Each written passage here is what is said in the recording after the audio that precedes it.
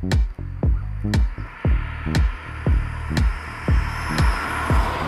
guys, welcome back to the channel and welcome in the renewed Skoda Enyaq. I'm driving the new 2024 model with the new big technical update. And this car really needed an update because so far the car actually has been a really big success for Skoda. They've sold more than 200,000 units in only like 3 years. The car first came to market in 2021. And especially the first 2 years of production, they sold a lot of cars. But back then the car really didn't have that much competition. Cars like the Enyaq 5 didn't come to market until a year later, just like the EV6 from Kia, and even the Tesla Model Y didn't come to market until halfway 2021.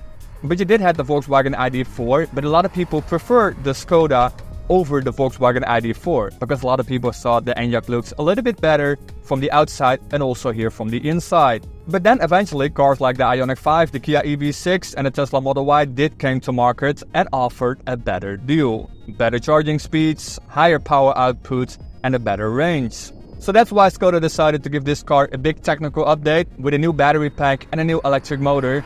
And in this video I will tell you everything you need to know about the renewed Skoda Enyaq.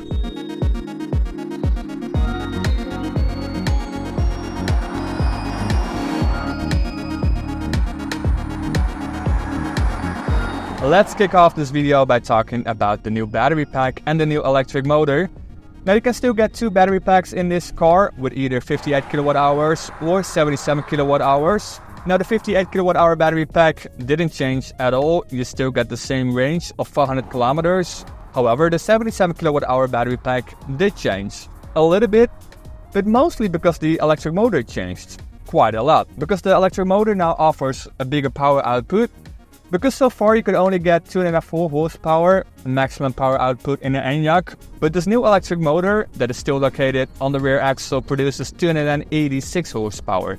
So you get a power bump of more than 80 horsepower, and now the car actually feels fast. Because the outgoing model felt adequately fast, but this car feels proper fast.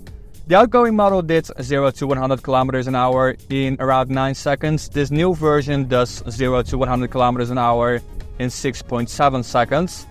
That still doesn't sound lightning fast, but the car actually feels proper fast, especially given the size of this car. Because this is still a massive SUV and everything under 7 seconds in a car this size is just really fast. But if you want to have even more horsepower, you have to go for the RS Edition version that offers 299 horsepower. And if you go for the coupe version of the Enyaq, that is also available. I'm driving the regular version here, but you can also get a coupe version with a sloping roofline. You can get a RS version for the coupe as well, and that one offers 340 horsepower.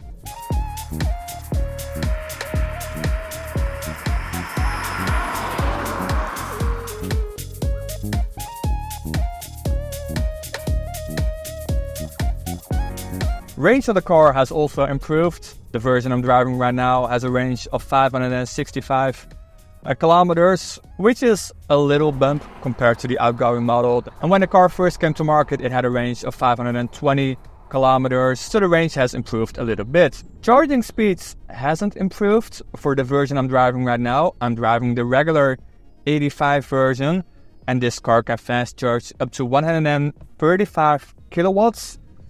Which isn't that impressive. Again, it's decent. You don't really need more on a day-to-day basis. But if you do longer trips, you rather have a higher charging output. Now you can get a higher charging output if you go for the more powerful RS Edition versions or the four-wheel drive versions. Those versions can fast charge up to 175 kilowatts, which is very good. And I wish the version I'm driving right now also had that power output, but sadly it doesn't. Now the particular model I'm driving right here is the Sportline Edition, which is basically the sporty version of the regular Enyaq. So no RS version, but just a more sporty version of the regular Enyaq. And this version has the same power output of 286 horsepower, but it does have sporty suspension. So the car actually handles a little bit more sporty. It actually handles pretty good for such a big SUV. However, it isn't that comfortable, so if you're planning to do longer holiday trips with the family, I would advise to go for a regular version of the Enyaq that offers more comfort for your passengers. And you can easily recognize the Sportline versions with all the black accents all around the car, so on the bumper on the front, and also some carbon elements here in the interior. And on the exterior design, they really haven't changed anything, except for two really small details.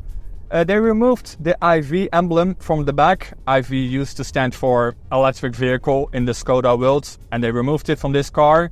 And they changed the font from Skoda. Not really the font, but they changed how they write S. They are changing this now on all Skoda models. They are now including like the little rooftop on the S, like how you spell the S in the Czech way.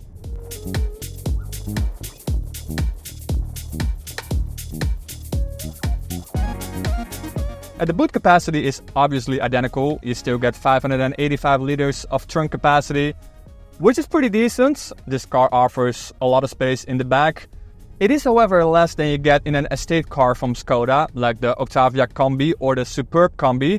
I recently drove the Superb Combi, and if you want to see my video on that car, that offers almost 700 liters of trunk capacity, check the link in the description box below. But still, this is a very practical car, the Enyaq. Here in the interior, you still get the same layout on the dashboard. However, you do get new software for the infotainment system.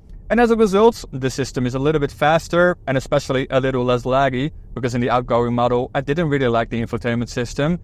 There's also now a new charging menu, which is a big upgrade, because in the charging menu, you can preheat the battery, which is a very nice feature, especially if you live in colder climates or if you like to go on a ski holiday. Because if your battery is cold, you cannot really fast charge the car. It will only fast charge up to 30, 40 or 50 kilowatts. But if you preheat the battery will charge up to, let's say, 135 kilowatts in this particular Enyaq. And in the charging menu, you can see how fast the car can charge at that particular moment. So if I go to the charging menu, I can see that the car can charge around 65 kilowatts at this moment. But if I would to preheat the battery, I can fast charge up to 80 kilowatts or more. So that's everything you need to know about the renewed Skoda Enyaq. It has more power, a better range. Only the fast charging speed is still a little bit behind compared to the competitors, but everything else is pretty much on par compared to the competitors. Let me know what you think about this renewed version of the Enyaq. Do you like this car, or do you prefer a Nissan Ariya, a Volkswagen ID4, a Toyota PZ4X, remember that one, or Ioniq 5 or Kia EV6, or of course the Tesla Model Y. And if you like this video, give it a big thumbs up, and if you want to see more videos like this in the future, hit that subscribe button, and then I'll see you in the next one.